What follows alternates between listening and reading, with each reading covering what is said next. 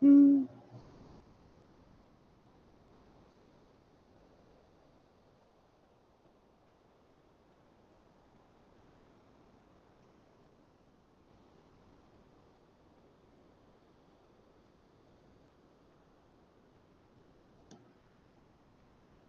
All right, guys, let's get started.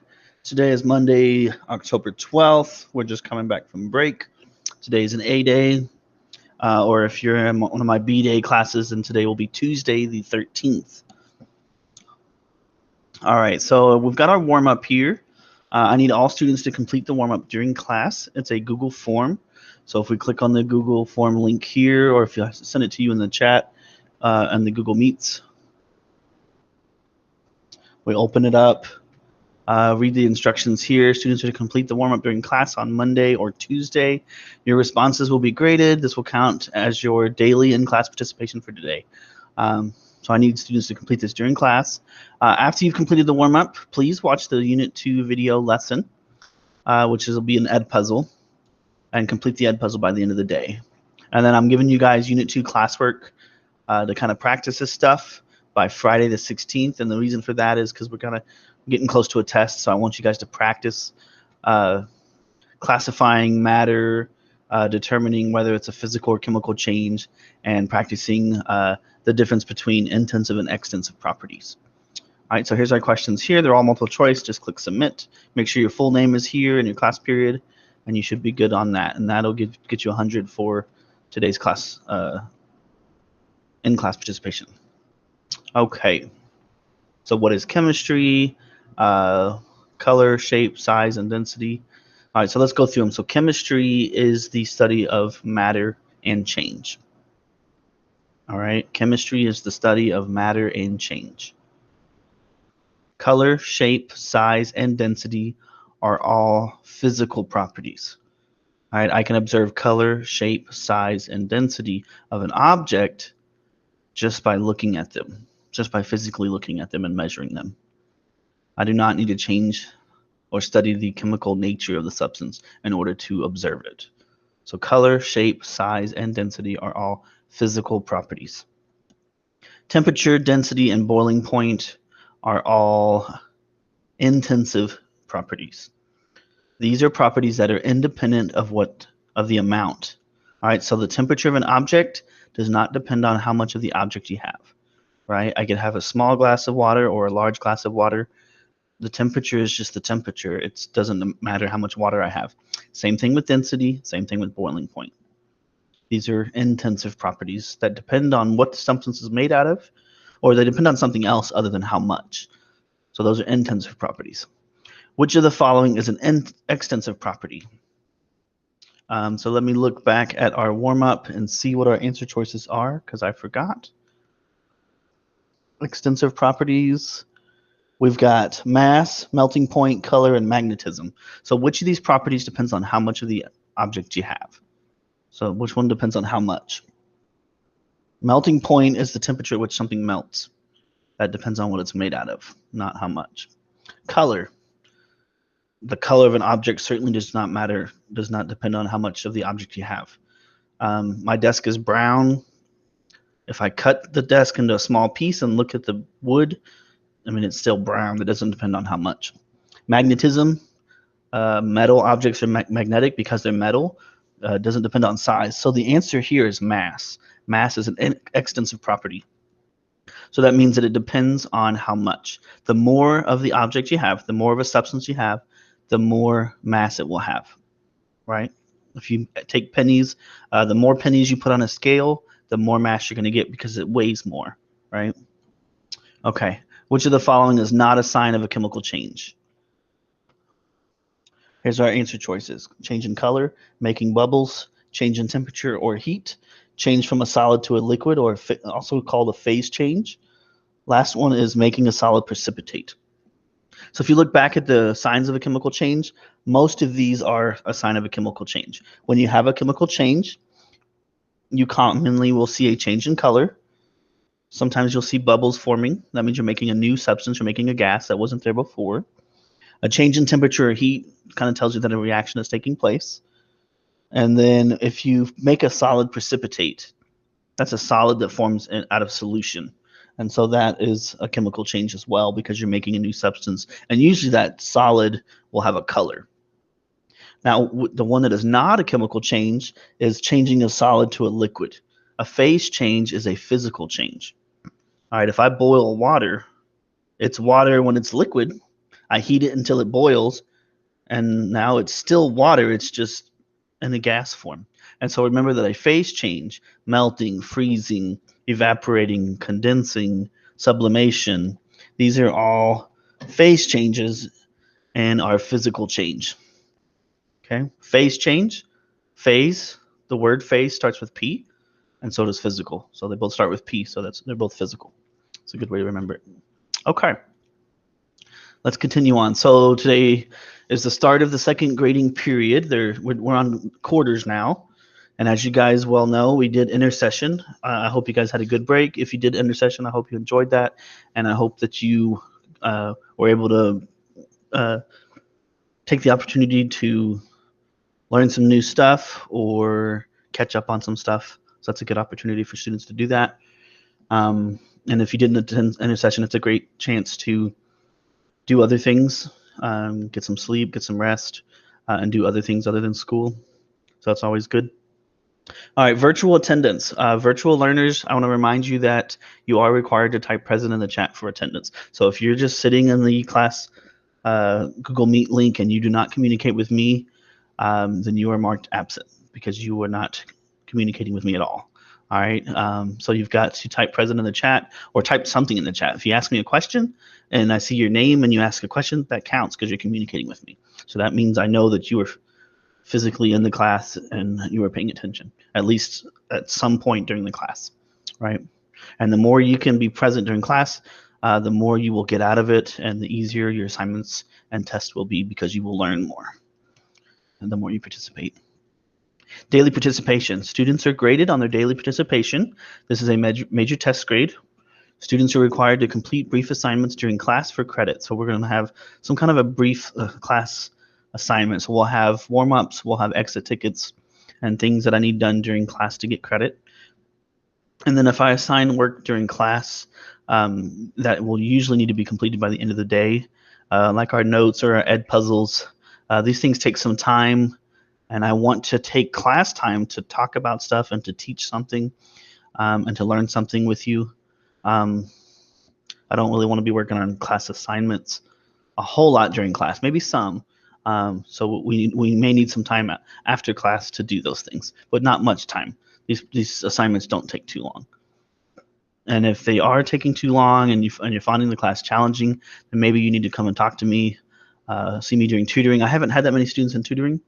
I've had some, but not many. And the class has been very kind of independent. Students, complete stuff on their own outside of class. I try to give you enough stuff so that you can practice learning the material, but not so much that it's cumbersome and, so it's not too much work. Okay, face-to-face expectations. We're going to hit this again because I do have students coming back in the room. Students are required to come to class on time. And I'm a little lenient on that right now, so there's not a big deal if you're a little tardy. It's not a big deal. But we will be doing the warm-ups at the beginning. So try to be on time. Students are required to sit in assigned seats during class. I'll be changing these up. Students will join the Google Meet links for the virtual live class when they come to class. Students will wear a face covering or mask that covers their mouth and nose when in class and when on campus in the hallways and anytime you're around other people. So that's most of the time while you're on campus, which I know this is annoying, but it is for our, it's the best for everybody to prevent the spread of things. If you are not wearing your mask in class, you will be removed from class very quickly. I may warn you, put your mask on, but that's it. After that, I can't have you in my room. Sorry. Students must maintain social distancing at all times, and so students should not be socializing and talking and carrying on during class. I'm teaching virtual as well as face-to-face, so I've got to be able to talk to my virtual students and get on with the lesson. So students should not be talking and carrying on in class. Students must maintain a quiet environment so that we can do face-to-face and virtual at the same time. And then students will need to step out of the room if they want to eat a snack or they want to drink water or something like that. So anything that requires you to take off your mask, you need to leave the room first. I really appreciate it. I know that's asking a lot, and it's different and it's difficult on all of us. I understand that. All right, so calendar. So today we're doing Unit 2 notes and classwork. Wednesday is actually going to be the PSAT, so I don't know if I'll see y'all Wednesday. I may see some classes. I'm not sure how the schedule's going to work, but I know that we're doing PSAT testing all day. So that's virtual and we're face-to-face. So if you're virtual and you're not testing, then they're going to have a plan for you to get your attendance for that day. And they'll be communicating with me how that's going to be this week. So I'll let you guys know as soon as I know. And they'll be talking on the intercom and all that. Friday, we're going to do a Unit 2 Kahoot review, kind of finish up Unit 2. Next Monday will be an A day. Remember, Mondays are always A days. We're going to be taking our Unit 2 test. I'm thinking 30 to 40 questions, maybe a little shorter than our last one, but not too long. And then after that, we'll be starting Unit 3 on atomic structure, which is talking about the atom, what it's made out of. We'll talk about elements and the periodic table. We'll talk about the history of the atom. How do we know what we know about the atom? A lot of cool stuff coming up. All right, so this is day 1 for the second grading cycle. Students need to complete the warm-up during class. So if you were absent and you're listening to this video, you need to get the PowerPoints or the Canvas assignment instructions and get the link for the warm-up and complete the warm-up. And then we are to complete the Edpuzzle. So what I need you guys to do is watch this video and then complete the Edpuzzle. And I'm going to allow you to skip through the Edpuzzle so that you can skip around in it, so that if you've already watched the video in class and you do the Edpuzzle after class, that way you can just go to the questions. Okay. These are automatically graded in Canvas and posted on Canvas. If you don't do well, I may have a way for you to make it up, but try to do your best the first time so that you can have a passing grade on this assignment. But if you follow the notes and don't rush the Edpuzzle, and you take your time to listen to the notes that I'm doing, then the Edpuzzle should be easy. And then I've got a video that we're going to watch that's about separating iron out of cereal. So that's about a 6 or 7 minute video on the lab demonstration where they're separating iron and cereal. It's pretty cool. So we'll watch that. There's no assignments or anything with that. It's just something cool to watch. So it's a lab demo. And then Unit 2 classwork I'll be giving you guys. It's going to be due Friday. Okay, so that's our week, our assignment for the week. Okay, so Unit 2 is on the property of matter and change. So properties of matter and change. Physical versus chemical changes, intensive versus extensive variables, types of matter, classification of matter, and density. We've already hit density pretty good. Density is an intensive property. It's a physical property. It's mass divided by volume. It's what we call a calculated or derived property, meaning that you can measure the mass and volume of a substance and then divide them into each other, mass divided by volume, and then you get the density. It's not a chemical property. And then density is an intensive property, meaning that it does not depend on how much. Density depends on what it's made out of. Certain things are arranged so that the atoms are closer, and so it's heavier for its size. Okay. Matter is anything composed of atoms.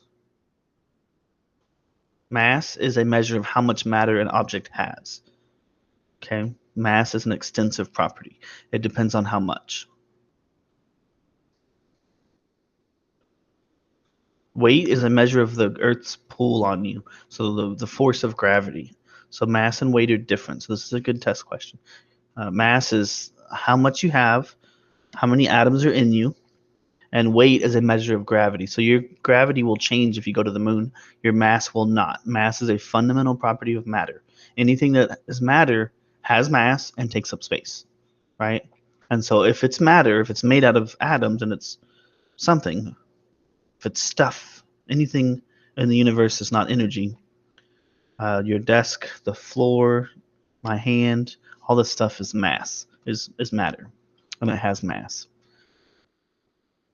Okay, volume is how much space something takes up. So if it's a liquid, we're talking a milliliter. If it's a solid, we're talking a cubic centimeter, right? Or some kind of a cubic unit, length times width times height. All right, physical versus chemical properties. Physical properties can be observed without a chemical change. All right, so color, seeing that water is a liquid, these are examples. A chemical property can be observed only when a chemical change occurs. So burning paper, photosynthesis, which is a chemical process, a car rusting, these are all chemical properties. So let's list some physical properties. Color, size, shape, density. These are things that I can observe without having to change the substance. Maybe hardness, how hard or soft something is. There's more. Shininess, which is called luster. Luster is a physical property. All right, chemical property would be like flammability.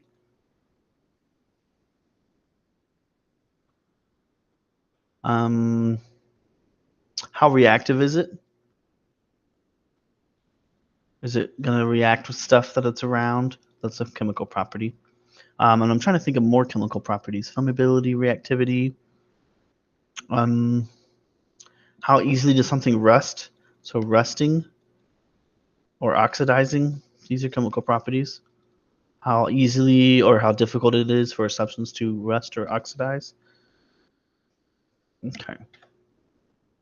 Physical versus chemical changes. Physical change is where the atoms are not rearranged into new substances. Physical changes include any of these changes of state. So if a phase change for like water, evaporation, melting, boiling, sublimation. These are all physical changes. Okay.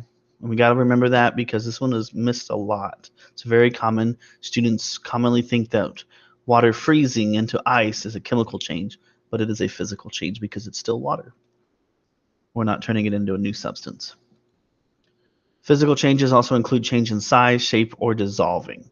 So if I tear something, break something, smash something, build or make something, or if I dissolve salt in water, these are all physical changes.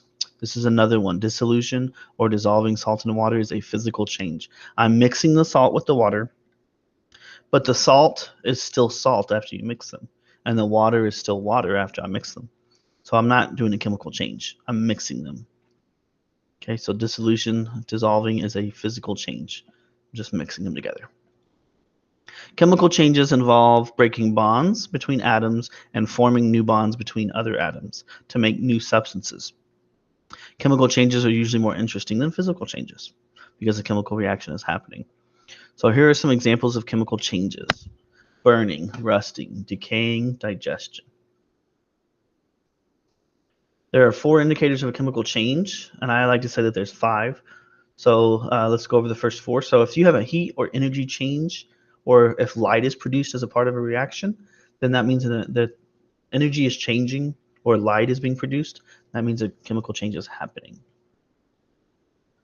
If you produce bubbles or fizzing when you mix 2 substances, or if you do some kind of process, some kind of reaction, and you make bubbles, that means that you're doing a chemical reaction. If you take a penny, scratch it a little bit, and then put it in acid, the acid will actually eat the penny, and it'll make hydrogen gas, and it'll form bubbles in the solution, in the acid solution. And so that's a chemical change because you're making those bubbles. A precipitate. A precipitate is a solid that is formed when you mix 2 liquids together. So if you take two liquids together, if you take 2 liquids, mix them together, sometimes you get a cloudy substance that looks like what's in the beaker, and that's called a precipitate. So if you get that, that is a precipitate, and this is a chemical change. And then this is also an indicator of a chemical change because the color is changing. Right? We have 2 colorless liquids, we mix them, and we get this yellow stuff forming. So obviously we're making a new substance because it has a different color. The other chemical change is color change. So this usually happens. The color will change. So if you burn paper, it's white, and now it's black. And then a chemical change is something where you can't get the original substance back. You can't go the other way. You can't burn paper and then get the paper unburnt again. It's a irreversible process. So that's a chemical change. The other indicator of a chemical change is a smell or an odor. So if you smell something new, that means you're making a new substance, right? Or it could mean that there is a chemical change happening. All right, iron rusting. You can see a color change. You take a silvery metal and it turns into this reddish brown. All right, so here are some properties, and these are basically listed as chemical or physical. So tarnishing is chemical, melting is physical, evaporation is physical or evaporating, filtering is physical, density is physical, viscosity is physical, breaking is physical, dissolving is physical, decaying is chemical, digestion is chemical, erosion is physical, and combustion is chemical. So these are some examples. Here's the multiple choice question. When each of the following is heated to 50 degrees Celsius and the temperature is held constant for 5 minutes, which one undergoes only a physical change? So if you think about cooking an egg, what does it turn into? It changes color, it changes texture, it smells different. So it chemically changes. When you cook a steak, same thing. It changes, the sugars crystallize, it smells different, it looks different. So that's a chemical change. Ice cream melts, but can't you refreeze that ice cream and get it back as frozen ice cream? You sure can. So that is a physical change, right? It's just melting. It's not chemically turning into something else. And then cake batter is a chemical change. Anytime you bake something, you're crystallizing the sugars and changing the structure of the stuff. Think about what a cake is before it becomes a cake. It's goo, it's batter, right? And so that looks very different than the cake when it's done. All right, there are two types of properties, extensive and intensive. Extensive properties depend on how much, and intensive properties do not depend on how much. They depend on something else. All right, so density is intensive, color is intensive, weight is extensive, volume is extensive, mass is extensive, length is extensive, melting point is intensive, depth or size is extensive. Size is extensive. Temperature is intensive. Viscosity is intensive. Conductivity is intensive. Luster is intensive. Boiling point is intensive. Magnetism is intensive. Width is extensive. Okay, and if you guys have any questions about these properties, let me know. Classification of matter. So we can start with all matter. Matter is either mixtures, where two things are mixed together, or they are pure substances. There are two kinds of mixtures. There are homogeneous mixtures or homogeneous mixtures, and then there's heterogeneous mixtures. Those two kinds of mixtures. And then there's two kinds of pure substances. There's elements and compounds.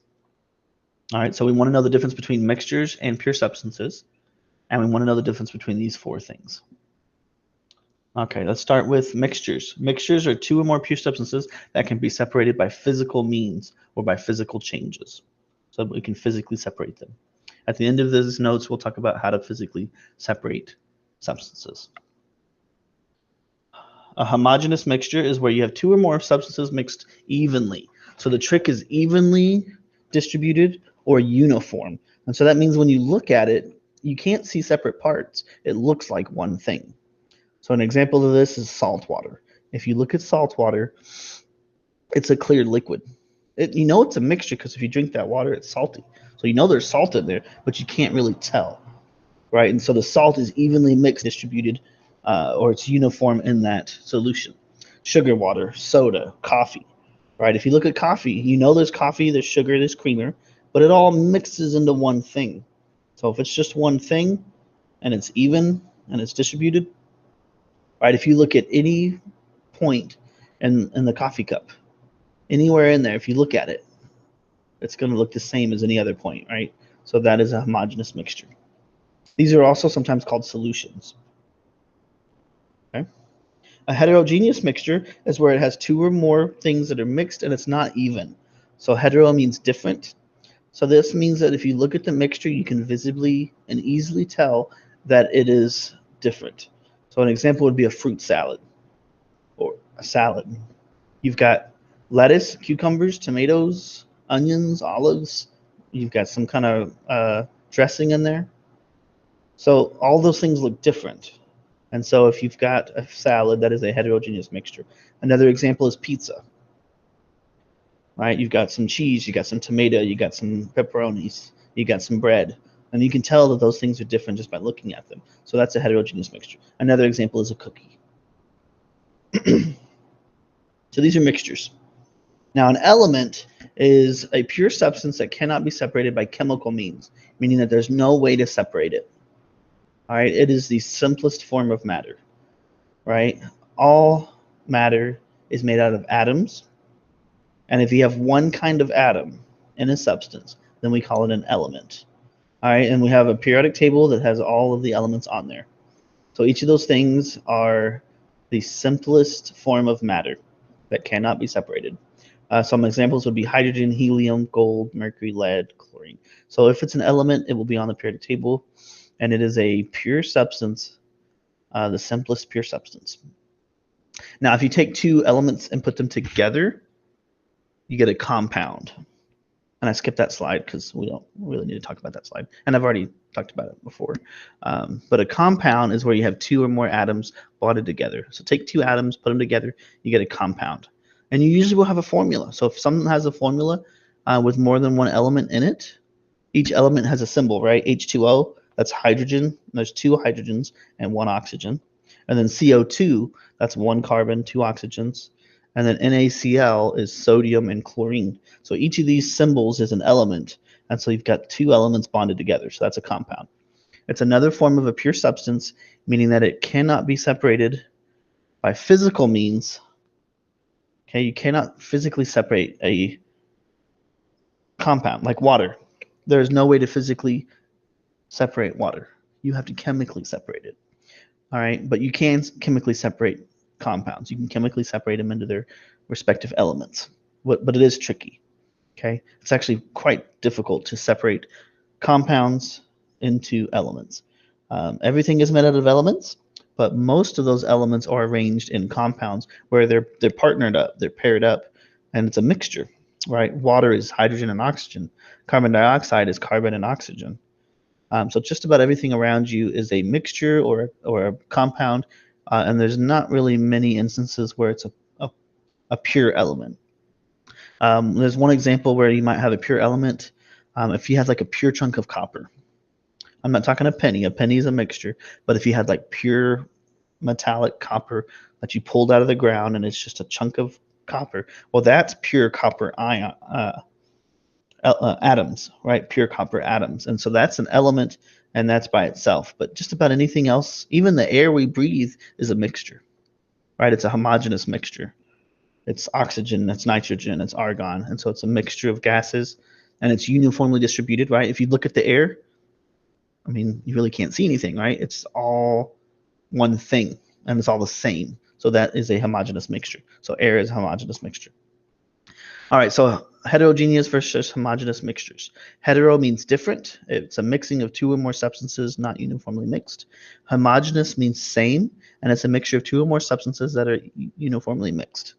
Mixtures can be separated by physical means, and we'll talk about how you can separate them.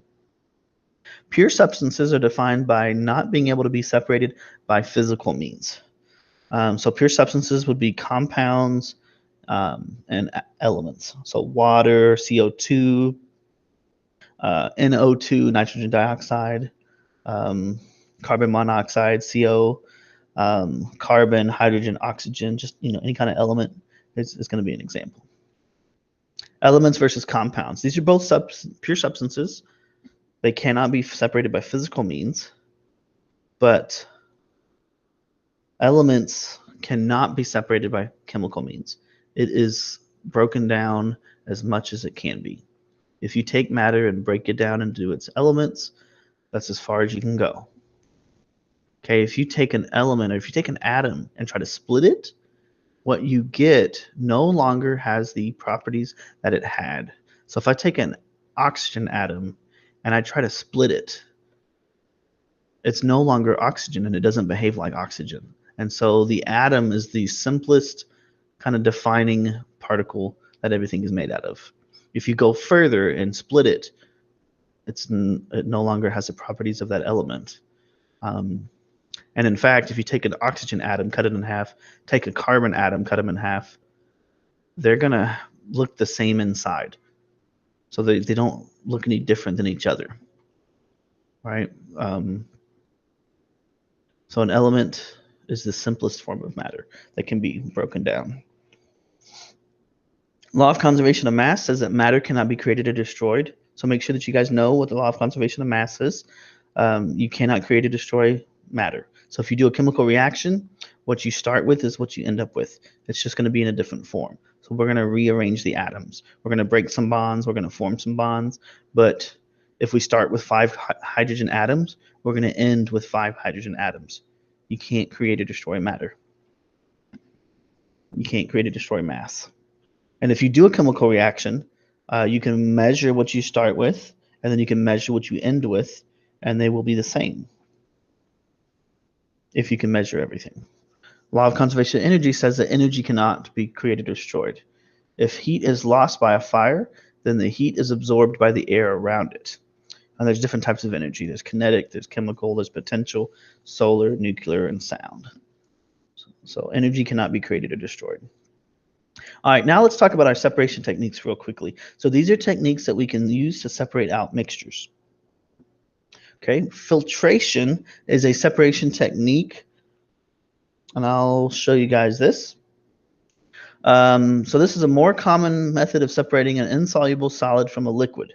So if you take a mixture of sand and water, you can filter this to separate the water from the sand. So if you have a mixture of sand and water, put that in a funnel with filter paper, the water will flow through, but the filter paper is small enough so that the dirt cannot get through. And so the dirt stays and you can pour that off. And so now you've separated the dirt from the water or the sand from the water.